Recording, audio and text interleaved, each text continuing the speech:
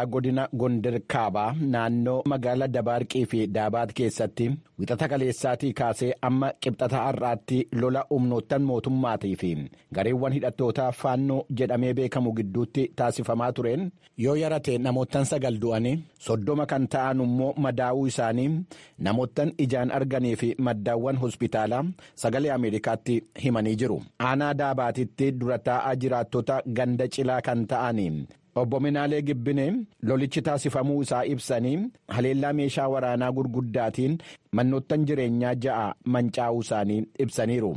Jiraattonni magaalaa Dabaarqee biroos namoottan 9 ajjeefamuu isaanii akka argan sagalee Ameerikaatti kan himan yommuu ta'u, hoogganaa olaanaan bulchiinsa hospitaala Dabaarqee obbo Aallee Amlaak hidhattoota dabalatee namoottan madaa'an 30 ta'an gara hospitaalichaa dhaqanii wal'aanamuu isaanii VOA'tti himanii namoottan kana keessaas daa'imman akka argaman dubbataniiru. Kanneen madaa'anii gara hospitaalichaa dhaqan keessaas hidhataa tokkoo fi namni nagaan yookaan siviiliin tokko du'uu isaaniis ibsaniiru. Namoottan ittuu gara hospitaalaa hin dhaqin du'an keessaa namoonni 6 guyyaa har'aa awwaalamuu isaaniis bulchaan hospitaala Dabaarqee akka beekan dabalanii sagalee Ameerikaatti himaniiru. Jiraattonni magaalaa Dabaarqii fi Daabaati 3 akka sagalee Ameerikaatti himanitti magaalota lamman keessatti guyyoottan 2 fi hojiin mootummaatii fi dhuunfaa cufamee jira. Aanaa Daabaati mooraan baqattoonni Eertiraa 20,000 ta'an keessa jiraatanii fi Alamwaacii jedhamee beekamu kan keessatti argamu yommuu ta'u, lola ammaa kanaan walqabatee baqattoota irra miidhaan akka hin geenye bulchaan magaalaa Cilaatii fi itti gaafatamaa dhaabbata baqattootaa kan mootummoota gamtoomanii kan ta'an obbo Mulugeetaa Gabrasillaasee VOA'tti himaniiru. Ji'a darbe keessa yaa'ii waliigalaa marsaa 14ffaa kataasisee ture Abuut miseensota koree giddugalaa 16 paarticha keessaa ari'achuusaa beeksiseera.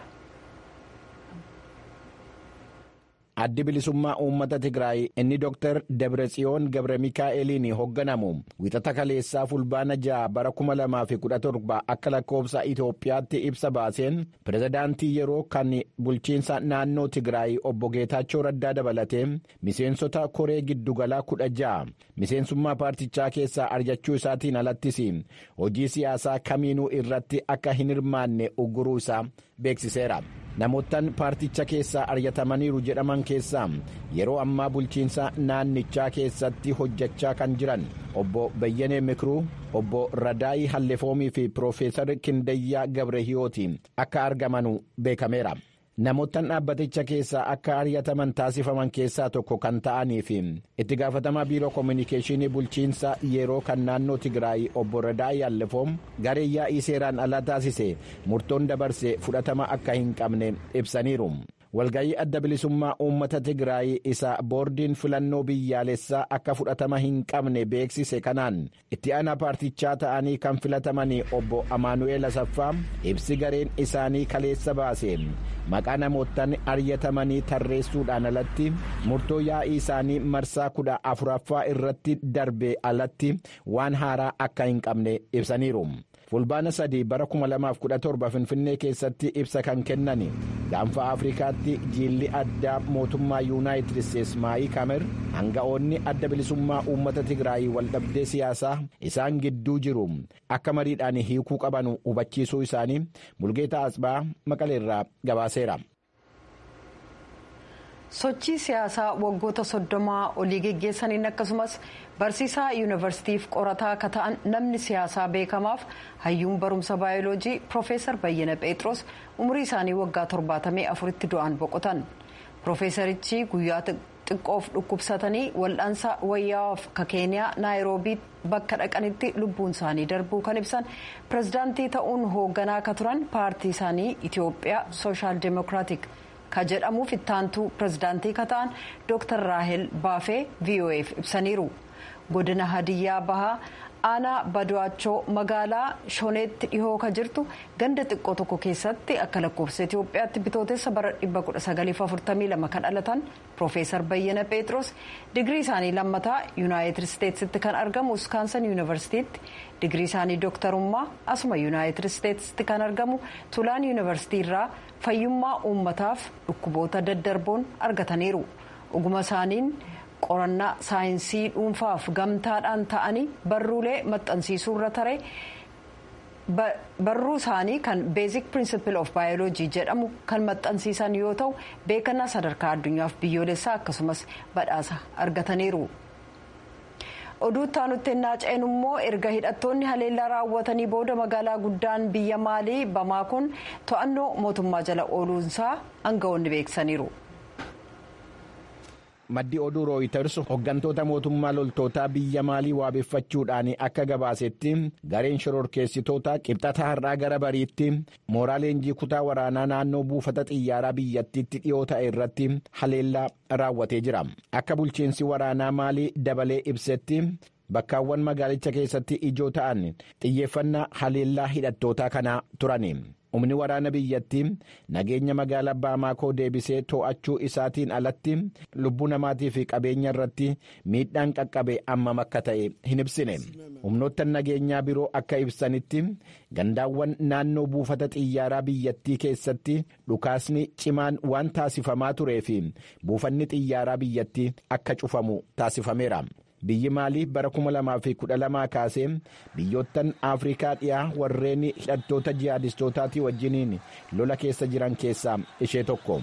Lola garee jihaadistootaa alqaayidaadhaa fi islaamiik isteetii wajjiniin hidhata qabu kutaa saahil keessatti taasifamaa jiru kanaan namoottan 10,000 lakkaa'aman du'anii kanneen miiliyoonatti lakkaa'aman immoo jireenya isaanii irraa buqqa'aniiru.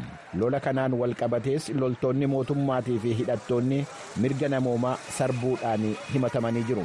Lola jihaadistootaa kanaa alattis biyya maalii keessatti bara 2020 fi 2021 akkasumas biyya ollaa burkiina faasootii fi niijer keessatti fonqolcha aangoo loltootaan taasifameen naannichi tasgabbii dhabee akka jiru gabaasameera. Bara 2015 hidhattoonni hoteela raadisan biluu jedhamuu fi magaalaa baamaakoo keessatti argamu irratti haleellaa raawwataniin namoottan 20 ajjeefamuu isaanii maddi oduu rooyiters yaadachiiseera.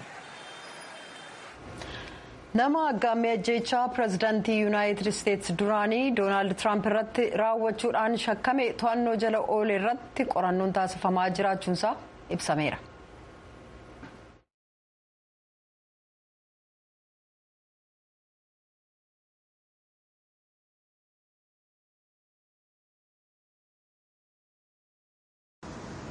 Sanbata dheengaddaa kutaa Filooriidaa bakka Paalmi Biichi dhiyaa jedhamuu fi bakka taphii golfii itti taasifamutti namni pirezidaantii duraanii doonaald tiraamp irratti abbaltii ajjeechaa taasisuudhaan shakkamee qabame. Namni waggaa 58 raayaan wiisley ruut nama kanaan dura meeshaa waraanaa seeraan ala ta'e qabachuudhaan himannaan irratti dhiyaatee ture akka ta'e qorattoonni mootummaa ibsanii jiru.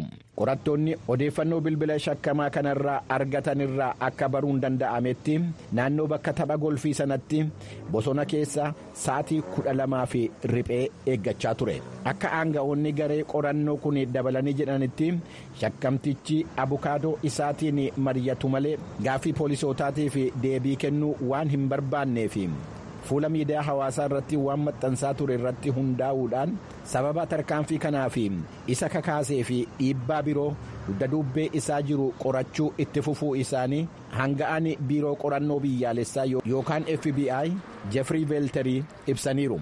Akka hanga'aan kun dabalanii jedhanitti humnoonni nageenyaa miseensota maatii shakkamaa hiriyoottanii fi warreen wajjiniin hojjechaa turan warreen magaalota Hanaalulluutii fi Chaarlettisa jiranattis qorannoo taasisaa jiru. Ji'a 2 keessatti doonaald tiraamp irratti abbaltiin ajjeechaa yemmuu taasifamu inni sanbata dheengaddaa isa lammaffaa yemmuu ta'u adoolessa 13 kutaa pensilveeniyaa keessatti yemmuu tiraamp duulana filadhaa taasisaa turan dargaggeessa waggaa 20 irraa dhukaasa raawwateen namni tokko du'e tiraampiin dabalatee namoonni 2 madaa'uun isaanii ni yaadatama.